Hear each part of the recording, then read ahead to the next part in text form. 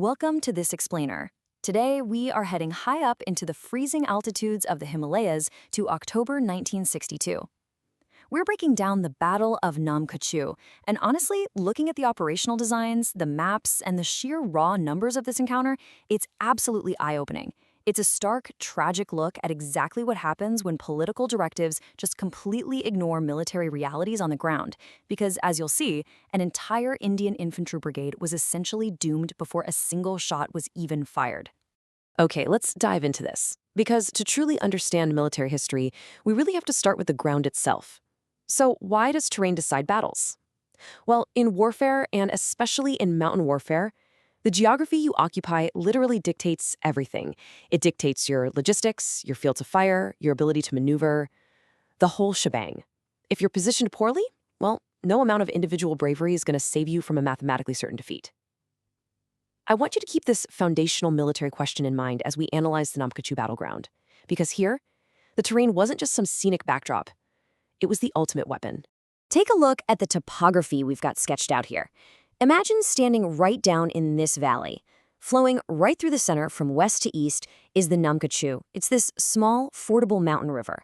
Now look up to the north. Looming way over you is the massive Thagla Ridge, rising up super steeply. And to your south is the Dola Ridge. Now, the Indian forces were ordered to hold the defensive line right along that river, way down at the bottom of the valley. From a tactical standpoint, this is an absolute nightmare. You're essentially sitting at the very bottom of a bowl, completely visible and totally dominated by whoever holds the high ground up to the north. To see just how wildly mismatched this setup was, let's contrast the two sides. Up on the Chinese side, you've got forces heavily concentrated on the high ground of Thagla, and behind them, the Tibetan Plateau made for incredibly easy road access right up to their posts. They actually had time to prepare, to dig tunnels, to set up heavy mortars on the reverse slopes. But on the Indian side, the 7th Infantry Brigade was just stuck. They were defending a river line at the bottom of a steep valley, and their positions were completely dispersed, physically isolated from one another. Plus, they had severely limited logistical support because literally everything had to be carried over treacherous mountain passes on foot, or they had to rely on super unpredictable airdrops. And then there's this staggering number: 6. It's a massive, overwhelming 6-to-1 ratio. That's how badly the Chinese troops outnumbered the Indian defenders in this sector. You see, while the Indian High Command in Delhi was busy debating the situation, the Chinese were systematically building up their forces. They brought in 2 full divisions, plus a third one held in reserve. Against that massive concentration of force, India fielded one thinly spread, completely understrength brigade. It's just a colossal mismatch. Now, what's really interesting and frankly heartbreaking about this logistical breakdown is how vividly it illustrates the catastrophe unfolding on the Indian side. The 19 Gorkha rifles were rushed all the way up from the Assam Valley wearing summer cotton uniforms, into a freezing high-altitude October environment. And the infantrymen? They had exactly 50 rounds of pouch ammunition per man, 50 rounds, and 2 grenades. That is barely enough ammo for a 30-minute firefight. They had no anti-personnel mines, no barbed wire to slow down an enemy advance, and practically zero artillery support. We're talking just 4 4.2-inch mortars with only a fraction of the bombs they actually needed. No reserves, no fallback positions, and absolutely zero depth to their defense. Let's bring it back to the geography to see how that massive supply deficit translated to their physical deployment. Normally, an infantry brigade can defend a continuous, coordinated area of about 3,000 yards. But here, the 7th Infantry Brigade was ordered to stretch out over 12,000 yards. They were strung out in what the military calls penny packets, basically these tiny isolated company and platoon localities running from Zangal all the way east along the river. 2 Rajput, the 9 Punjab, the Gorkhas, the Grenadiers, none of them were in a position to support each other. If one post was attacked, the guys next door couldn't help. It was a completely non-tactical, politically driven deployment, a recipe for absolute disaster. And this brilliantly illustrates the ruthless efficiency of the Chinese operational design. They didn't just rush the river blindly. No, they executed a highly deliberate 4-step plan. First, they used a regiment to fix the Indian positions from the front, basically pinning their attention across the river. Second, they flanked the sides, moving right around the Indian left to outflank those riverline defenses. Third, they sent forces behind the Indians, over to Hathingla, to completely block any route of withdrawal. And finally, step 4, they fully encircled the isolated Indian battalions. Honestly, it was textbook maneuver warfare. Let's see how all of this builds into the grim reality of October 20th. At 0430 hours, the Indian troops stood to in their open trenches.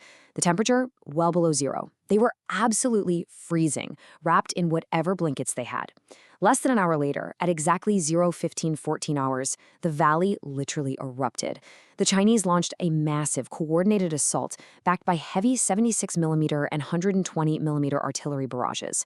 Human wave attacks just swept down the mountain slopes. By 900 hours, so we're talking under 4 hours, the forward Indian units, who were completely outgunned and out of ammo, were virtually wiped out. If we trace the assault axes drawn out here, you can see exactly how the Chinese executed their plan on that morning of the 20th. Look at how they infiltrated a battalion right under the cover of darkness, sneaking directly behind two RJ Put. That move completely severed their connection to the 19 Gorkhas up on the Zongdar Ridge. See, the Indian defenses were oriented to face the river because they were expecting a straightforward frontal assault. But the Chinese, they hit them from the rear and the flanks, using these massive pincer movements, completely bypassing the Indians' limited arcs of fire. So the crucial point is that within literally minutes of that opening artillery barrage, the entire brigade lost all cohesion.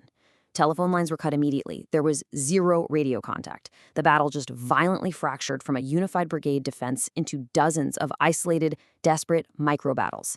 Men were fighting in sprawling, totally disconnected pockets of resistance down at the Namka and up at Songdar. There was absolutely no hope of reinforcement, no organized withdrawal.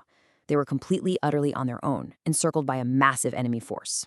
Yet even in the face of this absolute tactical collapse, the individual heroism of the Indian soldier was just staggering.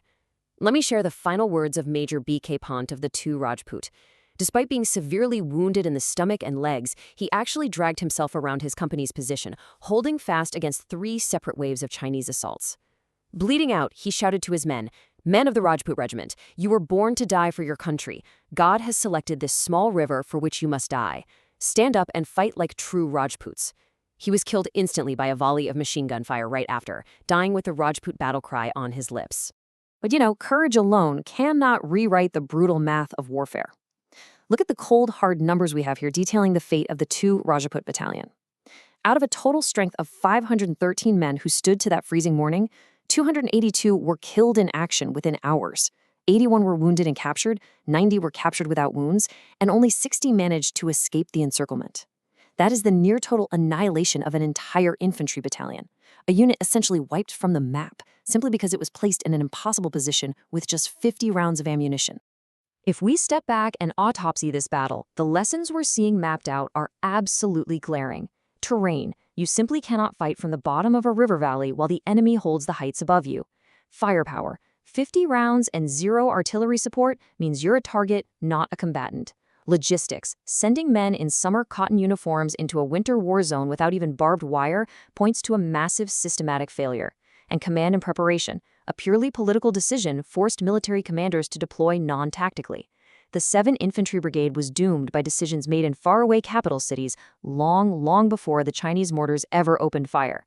It's a really stark reminder of what happens in any organization when decision-makers become completely disconnected from the reality on the ground. Which brings us to our final, incredibly important takeaway. Bravery needs a sound operational design behind it. The men at Namka fought with an unimaginable level of courage, literally to the last man and the last bullet.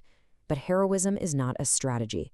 When leaders at the top ignore logistics, ignore the terrain, and ignore expert military advice, they are asking their people to pay the ultimate price for their own administrative failures.